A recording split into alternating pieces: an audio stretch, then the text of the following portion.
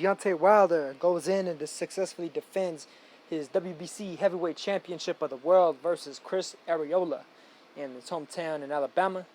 And he put on an okay show for the crowd. Arreola, you could see, wasn't necessarily in the greatest of shape.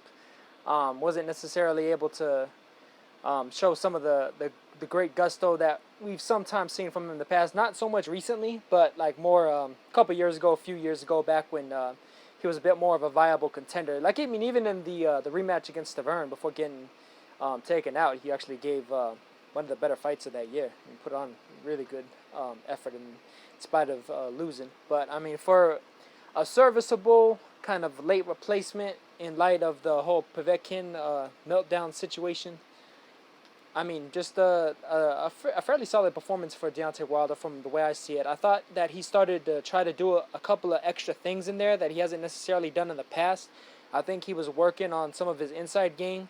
He was popping the jab really nicely, shooting hooks off of the jab really nicely, and he was able to land some pretty sweet uppercuts on the inside versus Arreola when Arreola was trying to kind of body him up against the ropes.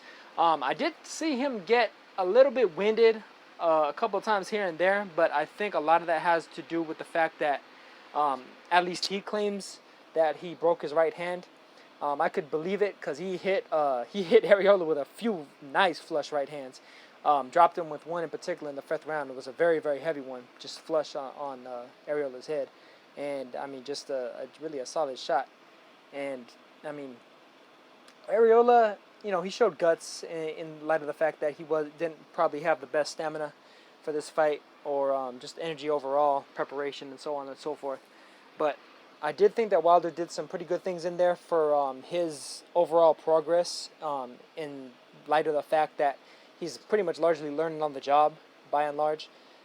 Didn't really have much of an amateur career. Only was boxing, if I remember right, for like less than 2 years before he managed to get to the Olympics. So then he turned pro right after that. So I mean, you're looking at a guy that's fairly novice level to a certain degree by virtue of his own progress. But in light of that, some of the things that he showed here against Arreola on the inside, especially, is something that I thought, and I still do think to a degree, has been kind of a hole in his game. And something where I felt like Tyson Fury and Anthony Joshua, both of them in particular, could potentially outcraft him on the inside. Specifically with how Fury was able to kind of bully and bum rush Steve Cunningham, for one, and how Joshua has largely been able to do that with pretty much everybody he's fought, just through sheer like brute strength, if not nice, short, sharp hooks. But from what I saw of Wilder, if he's able to keep up that level of commitment on the inside, and if he's able to tighten up his defense just a little bit better, I think potentially he could beat basically any heavyweight out there, regardless of who it is. So I'm really anxious to see who his next fight is going to be against. I'm hoping it'll be against a top-level guy. He straight up called Tyson Fury and Anthony Joshua out right after the fight.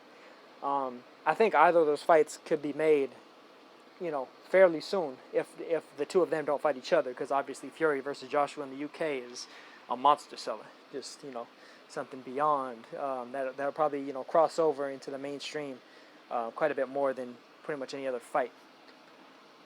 But, Wilder against either of them, perhaps Luis Ortiz, as long as he gets by Ustanov's next fight. Or, There's a few other guys out there. Povetkin's still out there. I still wouldn't mind seeing that fight, regardless of all the controversy that surrounded it. And, to me, when it comes to, performance-enhancing drugs and all that stuff, I don't think that it just, turns you into Superman. I think that, to a certain degree, a lot of that stuff can help out, and it especially help out over time. But considering the fact that whatever substance that Povetkin took, the meldonium, is now banned, it's banned, so, he's obviously not going to be able to really take it going forward unless he tests positive for it again, and then, of course, that would screw things up. But I'd still like to see that fight regardless. A lot of people, they talk, like I mentioned, with Luis Ortiz. Ortiz tested positive, too, so I just want to see the best fight the best, and if a guy can't compete without performance-enhancing drugs, then, hey, so be it. They're going to get exposed at some point eventually, and just by virtue of the fact that they're taking stuff like that, it may indicate a certain degree of either lack of self-belief or lack of ability in a given fighter. So who knows, you know? But Wilder going forward, I'm hoping that we get another quality fight from him, the way that him versus Povetkin should have been, even if it's not Povetkin himself. And that's pretty much it. Solid win for Wilder, and that's it for this one. Catch you guys on the next. Peace.